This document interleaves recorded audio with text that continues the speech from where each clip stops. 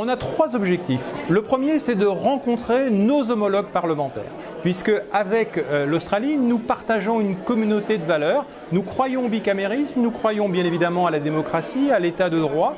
Donc l'Australie, pour nous, est justement le représentant des valeurs que nous partageons dans le Pacifique. La deuxième mission, c'est de renforcer les accords de partenariat stratégique entre la France et l'Australie. Et vous savez que ces accords prennent à l'heure actuelle une dimension extrêmement importante.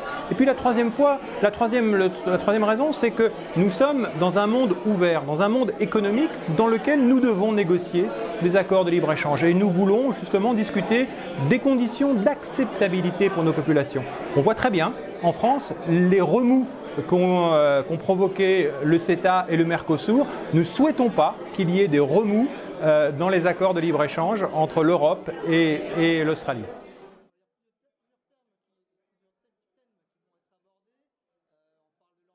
Eh bien, on va essayer de voir comment il peut y avoir des coopérations. Nous sommes tous mondialement concernés par le problème du réchauffement climatique. Comment d'abord appréhender ce sujet et comment prendre ensemble des mesures qui permettent à la fois de diminuer les gaz à effet de serre, quel type d'économie nous devons promouvoir, et on sait très bien que l'économie de demain sera une économie basée sur l'innovation. Je prends un autre domaine qui est extrêmement important et qui concerne aussi l'Australie, qui est le recyclage des déchets. Nous allons, nous, au Parlement français, aborder le sujet de la lutte contre le gaspillage et de l'économie circulaire. Donc nous voulons, dans cet échange d'expériences, de voir comment chacun, en fonction de sa spécificité, peut régler ces problèmes qui sont des problèmes fondamentaux pour l'avenir de la planète.